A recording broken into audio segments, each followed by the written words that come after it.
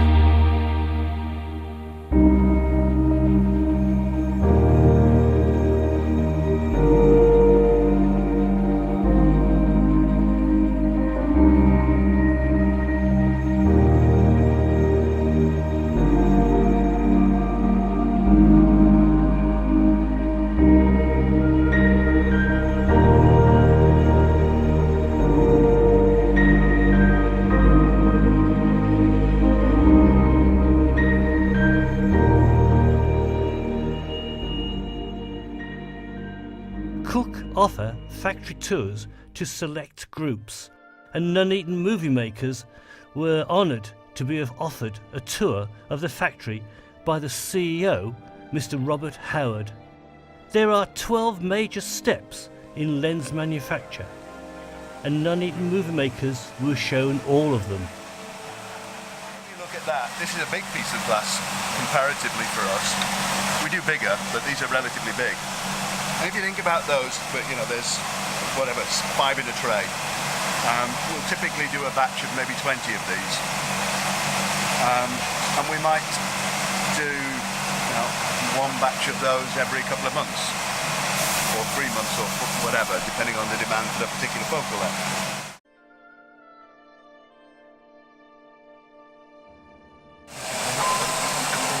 So this is conventional polishing. Very different, obviously, to the CNC machines. So why do we keep these machines going? Because obviously they're an awful lot slower than the CNC machines. And the answer is these, for 2 reasons. One is the CNC machines tend to struggle with really deep curves, be they concave or convex. They struggle to actually achieve the really deep curves, particularly on a small lens, because the machine head just doesn't get round properly. Peter, have you checked Gary's? Interesting. Have you checked Gary's? Why by hand rather than have it sprayed on? Because this particular bank of machines was developed in 1917. You know that, there's a date stamp on one of the arms. So why do we use something that's 100 years old? Yeah. Well, here's a good reason why. Oh, yes. we can put multiple heads, multiple lenses on at the same time. The biggest one we do, it's only got tiny lens, is 44. So we can polish 44 surfaces all at the same time. Now, it might be slow, but that's still a hell of a lot faster than doing 44 on the CNC machine. So you place them on the head must take a great deal of skill in the first place. Yep, exactly. They have to be positioned exactly correctly.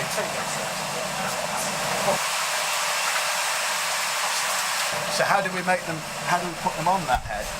So let's go and have a look at that.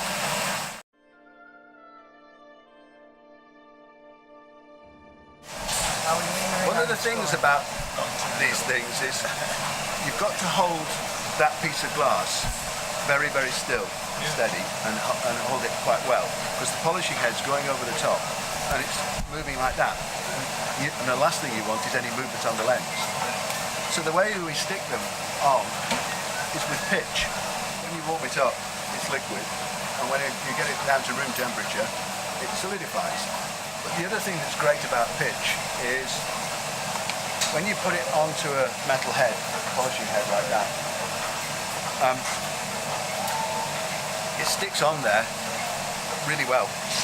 But what also happens is if you tap the side of the metal head, it sends a vibration through the head, and that goes through the pitch. And one of the things about pitch when it's dry is it's very brittle. So as soon as you, and you use this, as soon as you bang the side of the piece of metal, and you don't have to bang it very hard, as soon as you bang the side of the piece of metal, the vibration runs through, breaks the contact with the pitch. You just lift it straight off. Wow. It's great.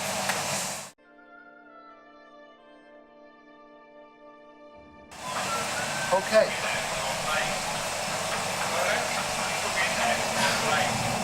That's how it should look. Oh, please, you're in now. I'll make a note on my calendar. So are you using a Ronchi tester on it? I beg your pardon? Ronchi grid on it? It's intrometry, yeah, it's Zygo, yeah. All that's looking for is a 4 mil, not the radius, it's just a 4 mil. So I've checked the radius on the contact gauge, the radius is fine. Now I've checked the 4 mil, and it's cosmetic. If that's okay, it gets painted. Peter Bolton will paint. So the reason they're waving is due to... That's heat. It's still a bit warm, yeah.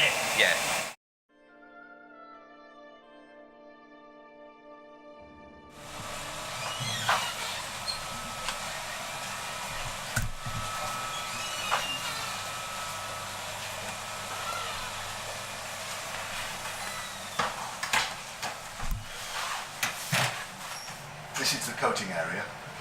We've got 3 coating machines. There's one there in the middle, which is the old one, the old balsas. And there's one at this end and one at the other end of the room. They're about £500,000 a piece, which is unfortunate. Basically what we do with these is we get lenses and we have these rings, or these things like this one. It's a warm one too, it's just been out of the oven. And we get the glass and we put the glass inside there, slide it over the edge of the glass. And then we load it into these, and so when that's full, we open up that one, the top lifts, the doors open, you put them inside, obviously a special arrangement, how that's done, and then you start pumping air out, which create vacuums. Which is why they're all big, chunky pieces of equipment, because they've all got to contain a vacuum. And as you know, vacuums are reasonably dangerous things if you're not careful with them. So we pump the air out, and then we use an electron beam gun to fire and heat, and vaporize a mixture of chemicals. That mixture goes into the vacuum, for want of a better word, but it's attracted to the glass, to the surface of the glass, and it's coated onto that surface of the glass. Only one side at once, we have to do both sides.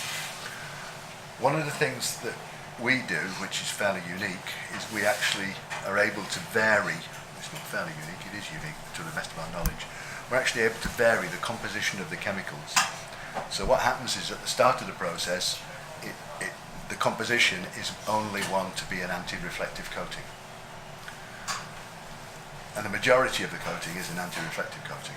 But then towards the end of the run, it changes into an anti-scratch coating, so that the top of the layer is an anti-scratch coating. You use mag fluoride on some of them, Okay.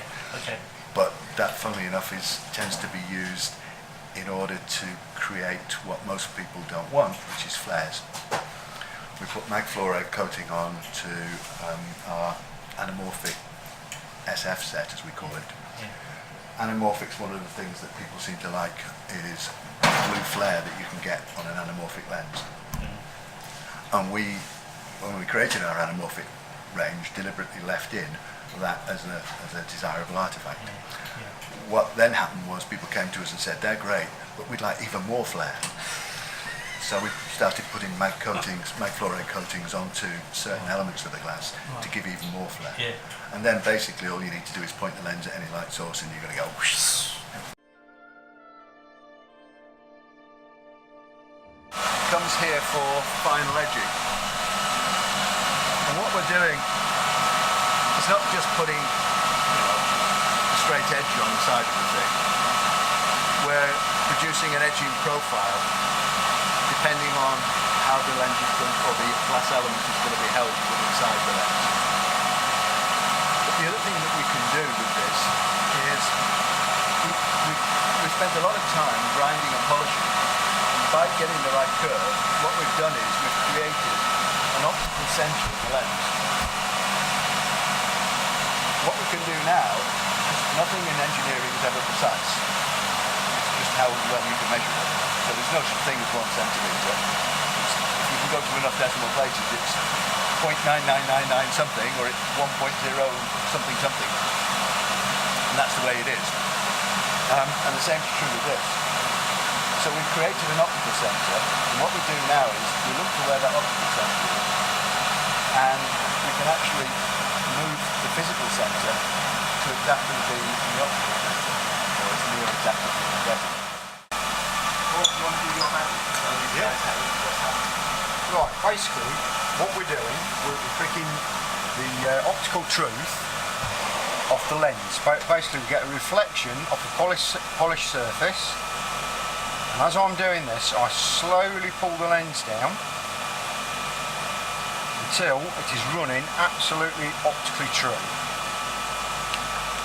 I am looking for 2 images. I'm looking for the surface off the top, which is the polished surface. I'm also looking for the image that is produced off the chalk. Now, basically, these chalks are turned to within less than 2 microns of error. So consequently, obviously, any optical truth, if we're out on the shaft and on the brass surface, that will then cause tilt on the actual lens itself when we're truing it up.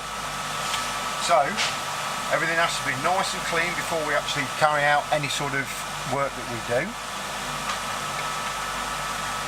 Just basically, as you can see, we've got a nice, even pitch surface all the way around on the lens. When we're actually putting these down, we don't need to have masses and masses of pitch to hold that into position. It's just a nice, even fillet all the way around. So once we've actually done that, it is very, very simple to actually then carry out any sort of further processing once everything's actually cooled down. We use basically the same tooling between the latest technologies that we've got, which is over here, and all the tooling is interchangeable between these 70s machines which are behind you, which date back to sort of the early 1900s, and it's still sort of in use today.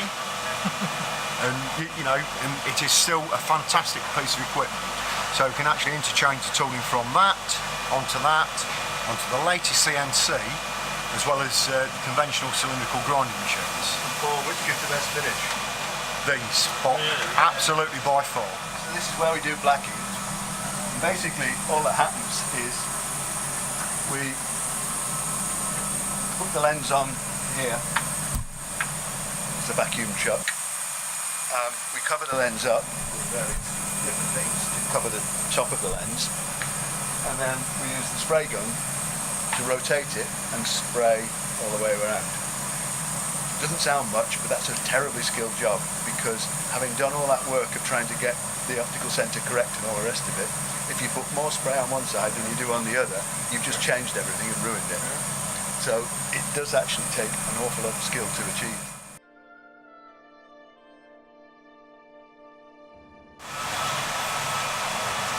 This is the area where we do the final inspection.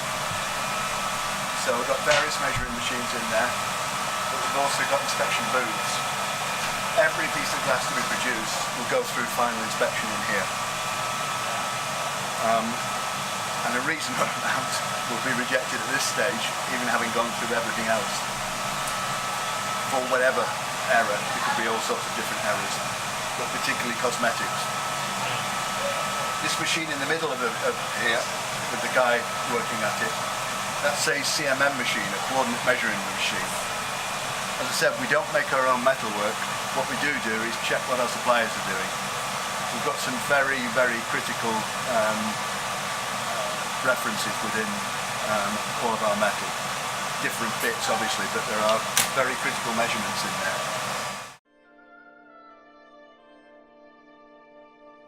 What the builders will do, and this varies a little bit, because for some of our product, like the 5 eyes, the fast ones, a individual lens builder will basically build the lens from start to finish.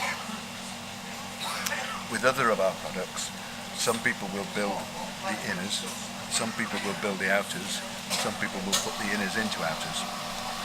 So it does vary a little bit, but we'll talk about it as though it was one person doing it. What he or she will do is build the inner first, and you'll end up looking a bit like this.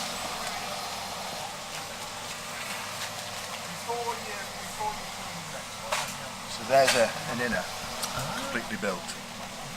So you've got all the metalwork, you've got the iris assembly in there, you've got the glass front and back, and as he's been building it, some of the glass will have gone in through the front, and some of the glass will have gone in through the back.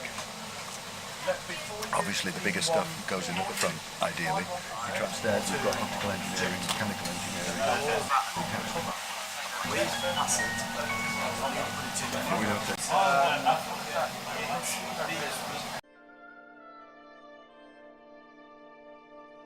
Going.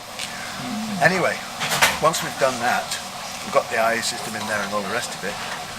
What we do then is we put it on this is where this gets interesting too. We put it on an infinity machine. In other words, a machine that actually tells us where infinity is, which is always a funny concept. Absolutely. Particularly when you recognise that infinity in a 25mm lens is in a completely different position than it is in a 100mm lens. But it isn't really, but if you think about it, a 100mm lens has got an awful lot more focus positioning than a 25mm does. So you go, you know, with a 25mm you go 6 inches, 9 inches, a foot, 2 foot, 3 foot. You get to 20 feet, the next thing you see is infinity. Whereas on a 300mm lens you could be up to 300 or 400 feet before you hit infinity.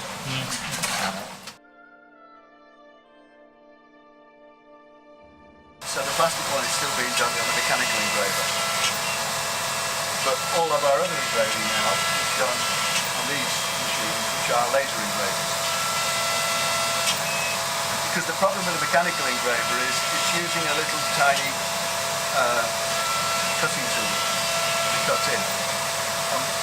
With most of our work, it's aluminium.